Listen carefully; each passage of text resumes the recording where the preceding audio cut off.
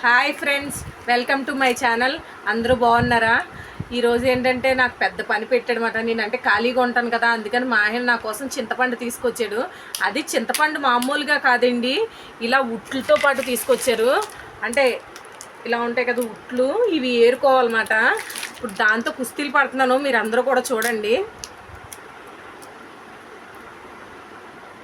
ఈ చింతపండుని 3 రోజుల నుంచి ఒలుస్తున్నామండి. ఇంకా మా తన్మయ్య అయితే ఒక్క లెక్కల్లో ఆడుకుంటున్నాడు. ఒకరోజు ఎగ్జామ్, ఒకరోజు రీడింగు. వీడు ఎగ్జామ్ రోజు స్కూల్కి వెళ్తున్నాడు, రీడింగ్ రోజు కూడా స్కూల్కి వెళ్తున్నాడు, కానీ వచ్చిన కాంచి చింతపండుతో ఆడుతున్నాడు. వీడు చేత్తో ఆ ఉట్లు నొక్కి తీయలేక నేనైతే కొంచెం చేత్తో నొక్కి తీస్తున్నామండి. నేను, అమ్మ, చెల్లి అందరం కలిపి 3 రోజుల నుంచి కుస్తీలు పడుతున్నాం ఇది చింతపండుతో. ఇది తను అయితే చూడండి మరీ వెరైటీగా సుత్తితో తీస్తున్నాడు అనమాట. సుత్తి తెచ్చి సుత్తితో కొడుతున్నాడు వాడి చేతితో నొక్కలేక. వాడు మరీ కామెడీగా చేశాడు. ఇంకా మధ్యాహ్నం పూట ఇంకా షాప్ నుంచి వచ్చి ఒక 1 అవర్ ఈ చింతపండు పనే పడుతున్నామండి. మధ్యలో నిన్నైతే ఇంకా సగం అది బస్తా ఉంది చూడండి, అది పెద్ద బస్తా నిండా తీసుకొచ్చాడు. అదంతా వలబోటికి ఇంకా చాలా టైం పట్టిందండి.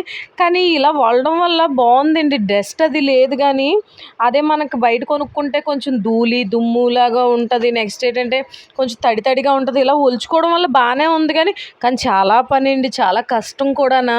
అసలు ఎప్పుడు ఇతను ఇలా తయారండి, కానీ ఈసారే వాళ్ళ ఫ్రెండ్స్ ఎవరో తీసుకుంటున్నారని తిన కూడా తెచ్చేసాడు.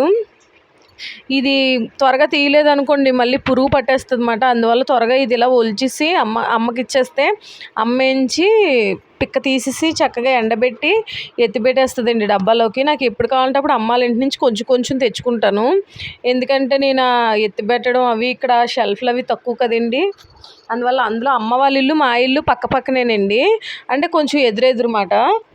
అందువల్ల నేను ఏంటంటే ఎక్కువ అమ్మకే అన్నీ చక్కబెట్టడం అలాంటివి అమ్మకే అప్పచెప్పేస్తాను. ఇలా ఈ చింతపండు ఆ ఉట్లన్నీ ఒలుచుకొని అన్నీ చేస్తే వీడేంచి పప్పు గుత్తుతో ఒకసారి, సుత్తులతో ఒకసారి వాటిని పగలగొడుతూ ఉన్నాడు. మంచి కామెడీగా అయిపోయిందండి. శాంతి కూడా ఒలిచిందండి. అగో కొంచెంసేపు ఒలిచా మంచం మీద పడుకుండిపోయింది. ఇంకా దానికి చిరాకు వచ్చి అందులో వాళ్ళు ఇవాళ నైట్కి క్యాంప్ వెళ్ళడం ఉందండి. వాళ్ళ చుట్టాల పెళ్ళికి రామగుండం వెళ్తున్నారు. ఇంకా అందువల్ల అది కొంచెం పడుకుంది. 4 గంటల వరకు కూడా ఇలా ఒలిచాము. 4 గంటలకు కొంచెం టీ తాగేసి మళ్ళీ షాప్కి బయలుదేరిపోయామండి. ఎందుకంటే ఇంకా అలా దాంతోనే కూర్చుంటే మళ్ళీ షాప్ దగ్గర పని ఆగిపోద్ది కదండి. అందువల్ల